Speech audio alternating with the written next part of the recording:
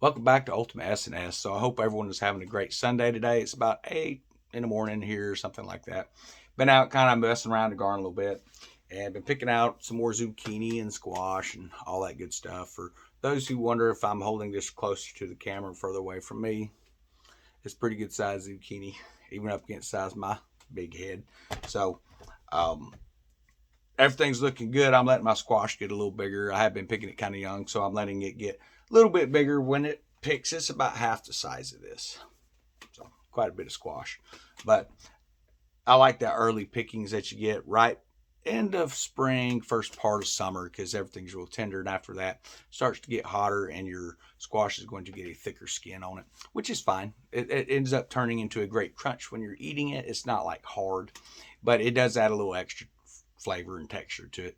So for those who don't like squash because it's too soggy or whatever, I completely understand. That's why I always take and I will saute the squash in a little bit of butter. You can add a little bit of seasoning mix to that if you want to. That helps to keep everything nice and firm. Or you can steam it. You're going to have more vitamins steaming it. Me personally, I do not like steamed squash. That's just me. I'll fry it. I'll saute it. You know, I'll even eat it raw, but I'm not going to boil it or steam it, mainly because it makes it real slimy. And I kind of have a hang up about that as a kid. So, some other great news today that we've got going on around here. We have chickens laying. It's a very small egg. They're supposed to be the extra large eggs, so we're going to see how it turns out. But typically, the first egg that they lay is going to be small and usually misshapen. So I'm kind of surprised this doesn't look like, square or some crazy weird stuff, because I've seen some really weird misshapen eggs, especially from the quail when they first start laying. But it is nice. We now have hens laying eggs back there. That's going to be great. But if you're paying attention to what's going on around you and stuff like that in society today, understand we're not talking about end of the world scenarios and stuff like that. While those are obviously possible, if you look at the inflation that's happening, the empty shelves in the stores, and the food prices, that is just all encompassing. It's just going up. It's getting crazy. It's getting harder to find the food that you want for your families. You may be thinking, what can you do to help your family out? And I'm telling you, it's summertime. Most kids are out in summertime, guys. Get some gardens in. Get your children working out there with you, man. Let them pick what they want to grow. Make sure it's going to grow in your zone, but sit down to have seed catalogs and things like that at feed stores and all kinds of different stores, and just let them go out, pick out what type of plant they want to grow themselves.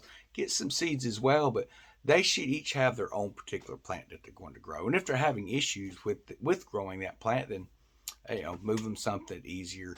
But I think it's important that we teach our children how to get their own food, guys. What do you reckon that's going to cost you in the store? I mean, honestly, what do you reckon that's going to cost?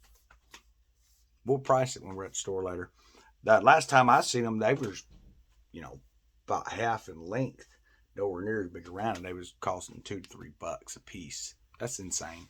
That's how much prices have gone up. And I mean, I pull these out every day, every other day, just depending on how the plant's growing. At least one this size. So I've been giving some to family members and stuff like that. We're going to start doing a lot more freezing of that here in the future, though. Cube it up, put it in a freezer bag, nice freezing container, stick it in the freezer. You can dehydrate it if you want to. To me, it's easier to just cut it up, freeze it for now. And if we get closer to the end of fall, we can start dehydrating and stuff as well. Understand when you're prepping and stuff like that, guys, there's a lot of different ways you can prep. And having a garden is going to give you a lot more options because, one, if you're growing your own food, if you've got chickens, quail, a garden, whatever it is that's out there, and you're building and putting your food that you're eating on a daily basis, what that's going to do is it's going to free up a lot of money. So if you're eating all this, just say that this is $3 in the store. I don't know. I have no idea. Let's say it's $3 in the store. So that's $3 that you've saved. It's going to feed a lot more. But what you can do with that $3 is you can take the $3 and then turn it toward preps. So maybe you're not going to can this. Maybe you're going to eat this straight out of the garden, but you can go buy 4 or 5 cans of food. If you can still find some around 50 cents, but it's very rare. It's getting harder to find that canned food for that price. But if nothing else, you can go buy you 3 cans of food and set that back for later. And every day you're going to be picking fresh produce out of your garden. And then that money that you're saving on grocery bills can go to, go and buy your food, and that's the things people need to understand. There's necessities of life: food, water, big necessities. Wouldn't hurt to have some hygiene products and things like that as well. Mouthwash, toothpaste, extra toothbrushes.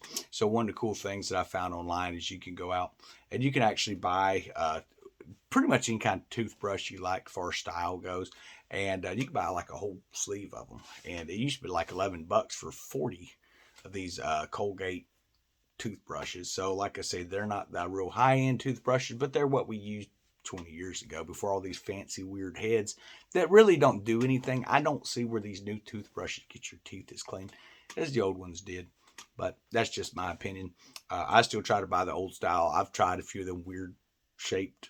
I'm just not into it, man. It's not me, guys. But yeah, so again, get as much food as you possibly can right now.